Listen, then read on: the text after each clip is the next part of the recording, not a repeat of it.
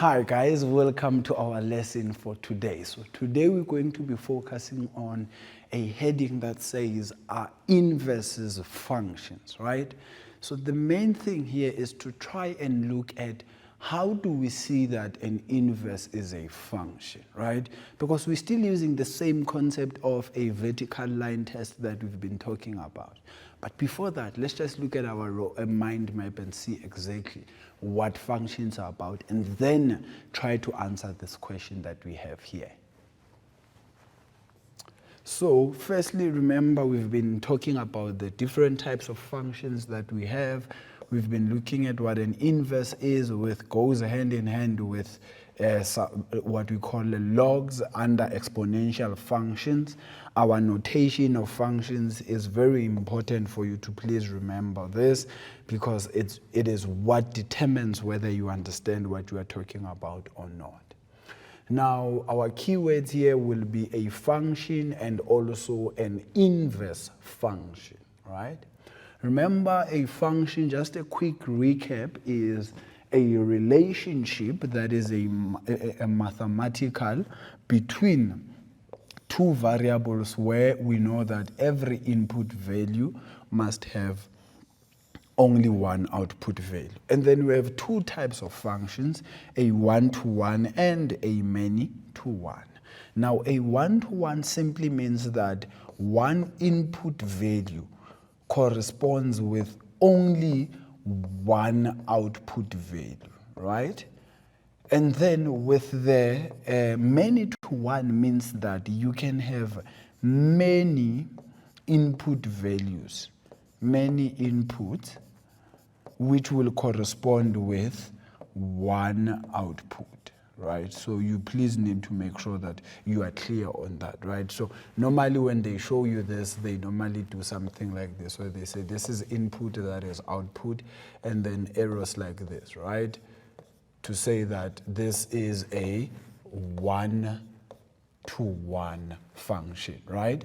And then if it's a many-to-one, then you will have input and then output. Then you can have this input going with that output there, both of them, and then maybe have this one going with that one as well, both of them, things like that, right? So maybe -2 and 2 will go with the same value, and then other values will go with same values as well. So it's just such things that you need to make sure that you are clear about. And then an inverse function is a function that can reverse into another function, right? In simple terms, this is just the opposite of that particular function. So if we were to swap things around, what function will we get? That's what an inverse function is about.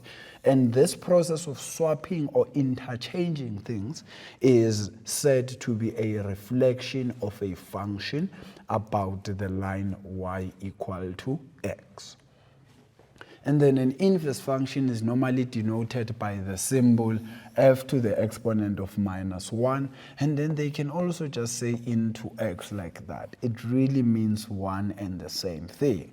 Now, an inverse function is therefore formally defined using this particular expression here, or equation, where whatever that was, let me just erase this because I want to show you exactly how this definition comes about.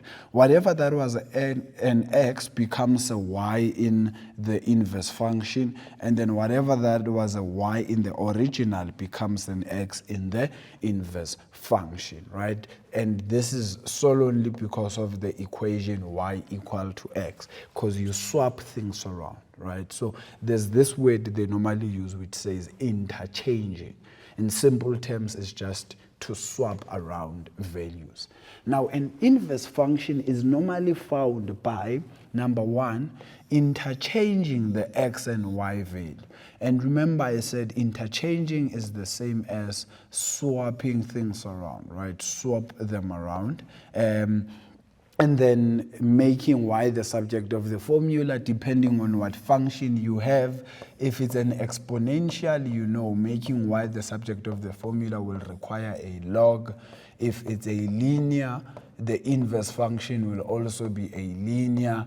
And then if it's a quadratic, the inverse will also be a quadratic. And then lastly, if it's a hyperbolic, the inverse will also be a hyperbolic function, right? That doesn't really change much. The only thing you just need to make sure you remember carefully is the concept of logs, right? And then you write the final formula in the form. But this is mainly if they had asked you to actually write it in this form, because most of the time they say in the form of y is equals to something. Now, we have what we call the inverse of a one-to-one function, and then later on we'll look at the inverse of a many-to-one function. There are two types, there are two functions that are actually said to be one-to-one. It's the linear one and the exponential function, right? Linear one, you know, this is just like that. So all the time, one input value will always go with one output value. Even with the exponential graph, it can be something like that. So if I use my vertical line test, then you know it will always be just at one point. That's what one-to-one is all about. Now, let's just try and look at a specific question on how to go about doing this, right? So here they're saying to us, consider the linear function f of x is equal to 3x minus 1, right? If I'm given this, and then the first question wants me to find what is the inverse of this particular equation. Remember that you will need to interchange the x and the y, right, in order to write down this function here, right? So you firstly interchange them, and then you make y the subject of the formula. So this will simply just be x plus 1 equal to y, and then you know that 3y, then you'll divide both sides by 3. So when you do that, this is what you will then have as the inverse function of this particular equation that we have here. And then the inverse of an exponential function, what this is all about is we obtain it still by the same rule, but now we need to apply the logarithms, right? So we firstly need to quickly just try and look at how do we go about with the conversions. Remember, if you move from exponential, you will get to logarithmic function as the inverse. And then if you move from a log, you will get to exponential as the inverse. So it's a vice versa thing. A log gives you an exponential gives you a log. And that's how you then look at the concept of how to convert between these things. Now here we are given that f of x is equals to a to the exponent of x, which passes through the point 2 and 1 over 9. And then the question says we must prove that a is equals to 1 over 3. Just remember that to prove that something is something, it means that you just need to show me the process of how did it become 1 over 3. And for you to do that, you will simply just need to substitute the x and the y value and then try solving for what you are seeing there. And if it is possible for you to solve it, by all means go for it. If not, then maybe you will need to apply a log or something like that. So with this one, let's substitute the point that is given to us and see whether we can do what they want us to do. So this will simply be, I know this is 1 over 9 is equals to a to the exponent of 2, and then just remember this is a, not 9, and then I will need to find the square root on both sides, and then a will be equals to plus or minus 1 over 3, but please remember that a cannot be a negative, right? So a must always be greater than 0 rather. It cannot be 0 and it must always be greater than 0. So in simple terms, this will be a is equals to 1 over 3. And now what they will want us to now do is to determine the equation of the inverse in this particular form where it's y is equals to, right? Just to remember what we need to do, which we interchange the x and the y.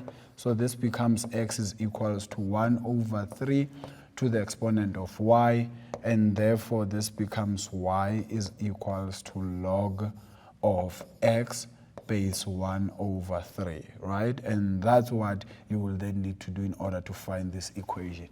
And by the way, they said in the form y is equals, if they had said in the form f to the negative 1, then you will need to write it like this and say log x base 1 over 3, if they wanted it in this form. And then that's what you therefore need to make sure that you understand about this concept of inverses. This was mainly inverses of one-to-one functions. When we come back from the ad break, we're then going to look at inverses of many-to-one functions and some concepts that go hand in hand with those particular inverses. But for you to know this, you need to come back just after this ad break. Please stay tuned. I'll be back just now.